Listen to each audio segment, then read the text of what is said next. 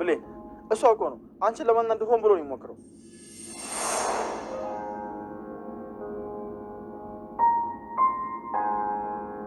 በቃ እንዲህ አትሁን። አይዞህ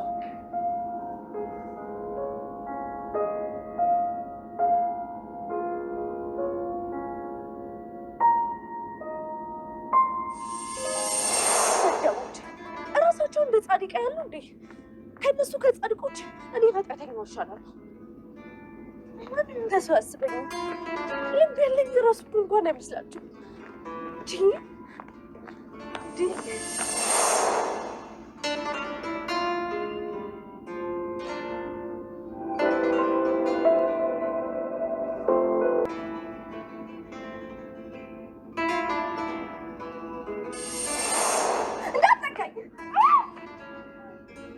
ስትና ልጅ በጣም ታምራለች። አይኖችሽ ቁጭ እናቴን አይኖች ነው የሚመስሉ። ከቅድም ጀምሮ የተከታተልኩሽ በልቤት ስተማርክ ነው።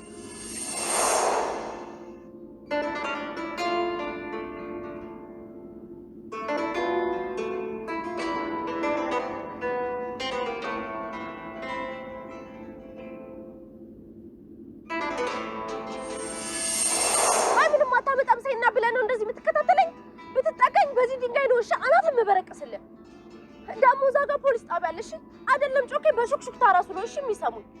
ሲጀመር አባቴ ፖሊስ ነው፣ የኮንስታብል ልጅ ነኝ። እሺ ቆይ እየተከታተልከኝ ያለው በገዛ ሰፈሬ ልትሰርቀኝ ነው? አንዴ ብቻ በፎት ሙሉ ጀማው ነው እሺ የሚከበኝ። ይገባሃል?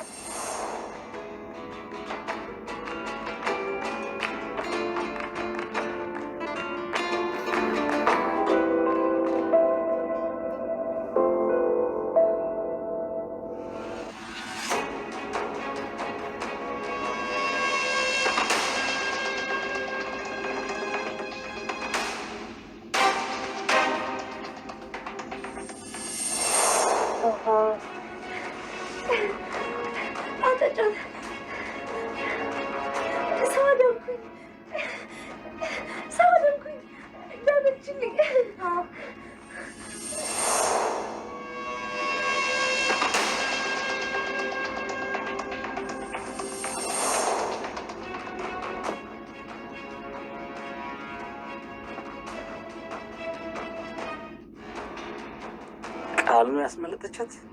ቃል እገልሻለሁ፣ እገልሻለሁ፣ አንቺ ራስሽ እገልሻለሁ።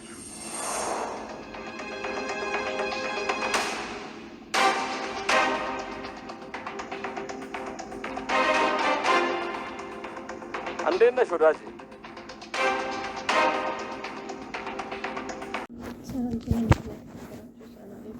እንዲሁም ያደራ ድራማ አድማጭ ተመልካቾች እንዴት ናችሁ? ደህና ናችሁ?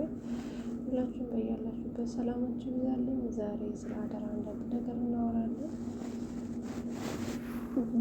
ዳግም እንግዲህ ሳሚን ለመወንጀል ብሎ የጀመረው ሴራ እንዳለ ሁላችሁም ታውቃላችሁ። ነገር ግን ይህ ወጥመድ ሳሚን የሚጥለው ይመስለኛል። በጣም አዳዲስ ነገሮች ተፈጥረዋል። ደስ የሚያሰኙም ነገሮች ተፈጥረዋል። ስለነሱ እናወራለን ማለት ነው።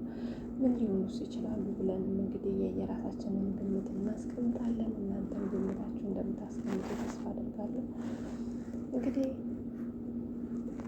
መጀመሪያ ከብሌን ከቃልና ከዳግም ተጀምረላችሁ። እንግዲህ ቃል ዳግምን በጣም እንደምታፈቅረው ሁላችንም እናውቃለን። ከአሁን በፊት በተደጋጋሚ ጊዜ እንደምታፈቅረው ብሌን እና እሱንም ለማለያየት እንደሞከረች ሁላችንም እናውቃለን ማለት ነው። እንግዲህ ምናልባት ይህን መረጃ ስነግረው ለካ ቃል ጥሩ ሰው ናት ወይ የምትወደውንም ሰው ሳይቀር የእሱ ከተመቸው እንግዲህ ማለት አንዳንድ ጊዜ ምን አለ መሰላችሁ ፍቅር ለምታፈቅሩት ሰው ስሜት መጨነቅ ለሱ ማለት የእሱ ምቾት መሆን ነው ብለው ያምናሉ አንዳንድ ሰዎች ነው። በእርግጥም እንደዛ ነው። እንግዲህ ቃልም እንደዛ ብሎ ያስባል። ዳግም ብላ ስላሰበች እንግዲህ ሳሚ ልጅ አለው። ይህንን ነገር ደግሞ ሄደ ለብሌን ተነገርኳት። ብሌንና ሳሚ ይለያያሉ። አንተና ብሌን ደግሞ አብራችሁ ትሆናላችሁ፣ ፎቶውንም ልስጥህ በማለት ከአሁን በፊት እንደሰጣችሁ ሁላችሁም ታውቃላችሁ። እንግዲህ ካላወቃችሁ ነገር እኔ እነግራችኋለሁ። እንግዲህ ቃል ለሳሚ ፎቶ ሲሰጠው ሳሚም እንግዲህ እሳት ለብሶ በጣም ደስተኛ ሆኖ ዳግም ነው እንግዲህ ፎቶ ላይ የቆጣልኝ። አንዳንድ ጊዜ ስማቸውን ቀይረዋለሁ። ብቻ ግን ያው ሳሚን ዳግም ብሌን ያፈቅረዋል። ነገር ግን ዳግም ለብሌን ፎቶዋን እንግዲህ ከአሁን በፊት የሳሚ ፍቅረኛ የተባለችውንና አንድ የሚያምር ሕፃን ወንድ ልጅ ታቅፋ ያለችበትን ፎቶ እንግዲህ ለብሌን ያሳያታል ማለት ነው። ይኸውልሽ አንቺን አፈቅርሻለሁ ምንልሻለሁ እያለ የሚልሽ የራሱን ትዳርና ልጅ እዛ ክዶ የመጣ ሰው ነው። ይሄ ማለት እቺ ማለት የሳሚ ሚስት ናት።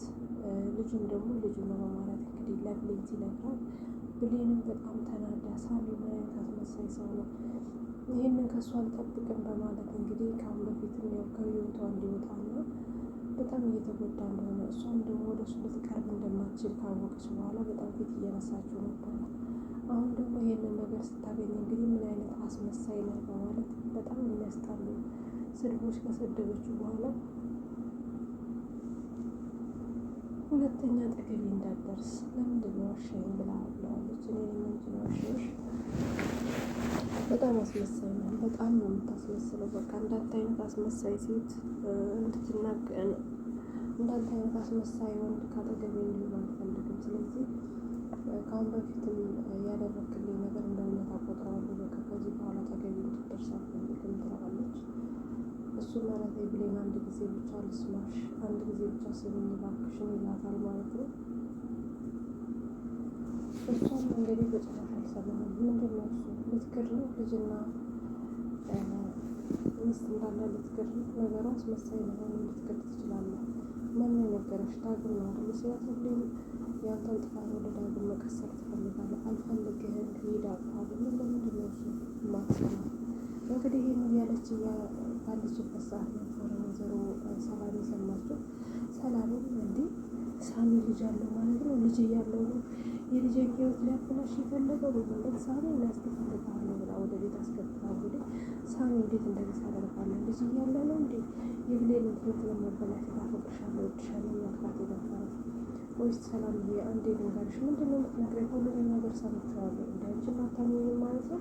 እንደዚህማ እኮ ከሆነ የሰማሽው ነገር ካመንሽ እኮ እምነግርሽን ነገር እንዴት ልታመኝ ትችያለሽ? ስለዚህ በቃ ምን ማድረግ አልችልም ይላታል።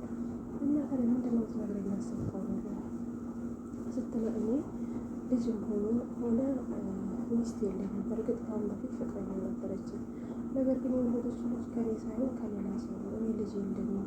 ደግሞ እኮ ብሌን ከአሁን በፊት የምታውቀኝ በጣም በሚያስጠላ ማንነት ሰው በማሰቃይ ሰዓት እናቷንም ሳይቀር በማሰቃይበት ሰዓት ነበረ አካባቢ ብለዋሉ የምታውቀው። እና ታዲያ ልጅ ከዛ ወንጀል ይብሳል እንዴ? ልጅ እኮ ማለት የራሱ የሆነ በረከት ያለው ነገር ነው።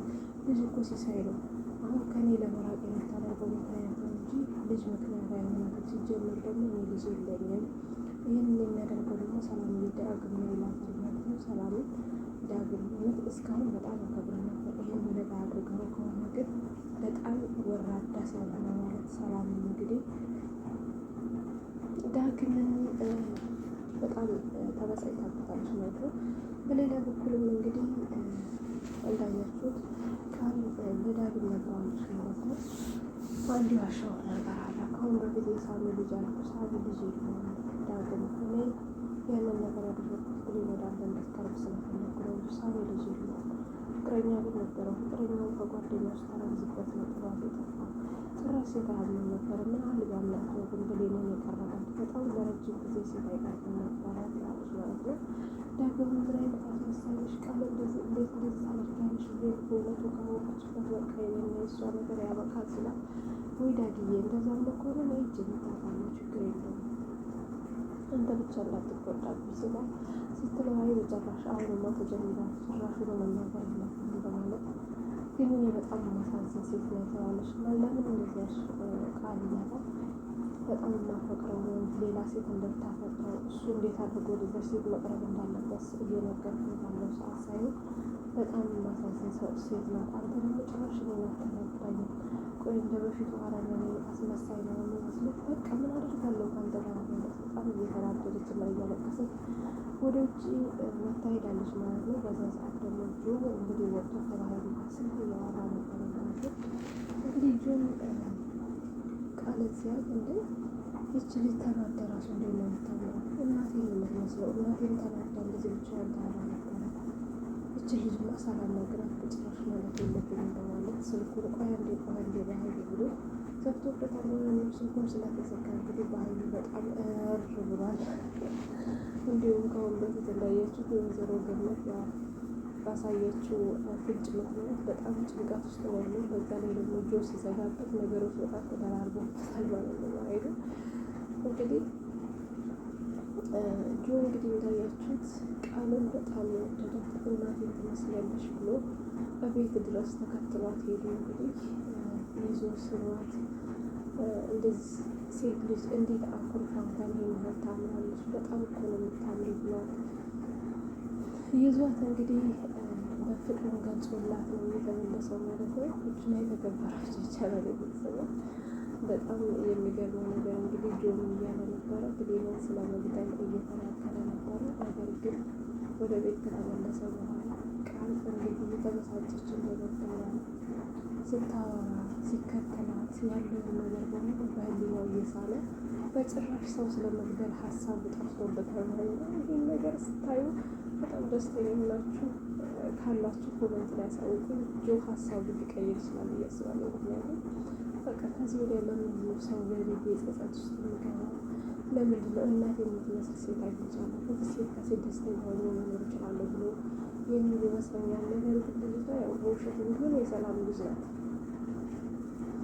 እሱ ደግሞ እንግዲህ የሰላም ልጅ እንደሆነች ካወቀ ሰላምን በጭራሽ አይነካትም ማለት ነው። በጭራሽ እንግዲህ እንትን ላይ የተከበራችሁ የቻናሌ ቤተሰቦች እኔ በጣም ደስ ያለኝ በኃይሉ እንግዲህ እየተንጨረጨረ ነው። ነገር ግን መጨረሻ አካባቢ ላይ አይታችሁት ከሆነ ዳግም ሳሚን ያው በጣም እየተፈታተነው ነበረ። ሳሚ ስፖርት በሚሰራ ሰዓት አንተ ሰው በላ አንተ ነፍሰ በላ ይሄንን ስፖርት የሚሰራው ብሌንን ለማማለል ነው። ብሌን አንዴ እኔን አፍቅራኛለች አንተ ምንም ብታደርግ ራሱ አይመስላትም። ስለዚህ አትልፋ ይለዋል ማለት ነው። እኔ ሰው ገዳይ አይደለሁም ሰው ስገል የት ነው ያየኸኝ? ስለዚህ እባክህን ሳሚ አትፈታተነ። ይሄን የምታደርገው እኔ እንድናደር ነው። እኔ ከተናደርኩ በኋላ ደግሞ እኔ አንተን ስደበድብህ ብሌን መታታ ያለች ብሌን ደግሞ ለምንድን ነው የደቀደቅከው ብላ በምን እንድትናደር ነው አይፈለግም። ስለዚህ ይሄንን አላደርገውም እባክህን ሳሚ ተፋታኝ ይለዋል።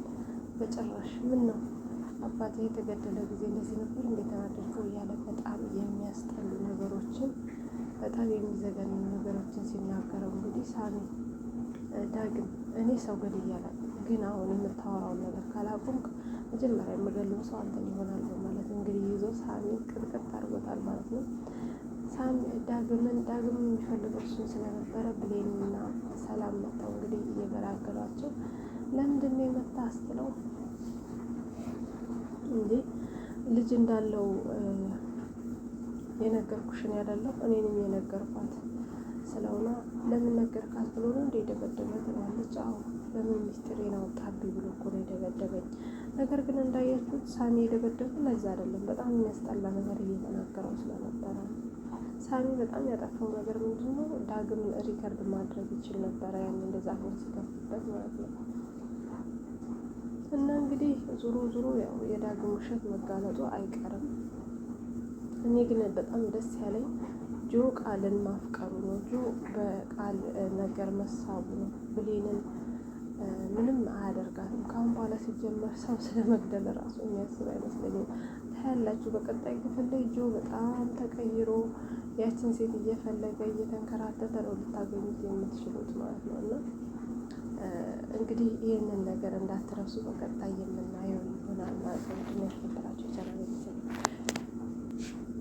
እንግዲህ ብሌንም ሳሚ ለምንድን ነው የምደበድበው እና ምን ችግር አለው በሚሰማ ደግሞ እኔ ችግር የለብኝም በማለት አንዳንድ አፍላፊዎች ስትናገረው እንግዲህ ሳሚ ብሌን ስነ ስርዓት ይኖርሽ ብሎ ለምንድን ነው የማትረጋጊ ብሎ እጇን ሲይዛት እጄ ልቀቀኝ እጄ ማለት በጣም የተከበረ እጅ ነው እንዳንተ አይነት ወራዳ ሰው የሚይዘው አይደለም በማለት እንግዲህ የተለያዩ አፍላፊዎች ተናግረዋለች ማለት ነው። ሳሚ በአሁኑ ሰዓት በጣም ተስፋ እየቆረጠ ይመስላል።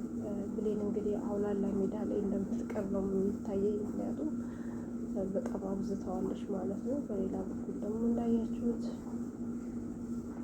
በኃይሉ ወይዘሮ ገነት በጣም እየፎከረ ነበረ። እንግዲህ ቃል ከዳግም ተለይታ እንግዲህ እየመጣች ባለችበት ሰዓት ነበረ አቶ በኃይሉ ያገኘት። እንግዲህ ቃል ማምለጥ ይኖርባታል ማለት ነው። ካላመለጠች በጣም ከባድ ነው የሚሆነው። ምናልባት ሳታመልጥ ቀርታ ራሱ በኃይሉ አግቷት ጆ እንግዲህ ወደ በኃይሉ ጋር ሲሄድ ያችን ልጅ ካገኛት እንግዲህ በኃይሉ በቀላሉ የሚጎዳው ይሆናል ማለት ነው። ለዛሬ ይዤላችሁ የመጣሁት ይሄንን ይመስላል።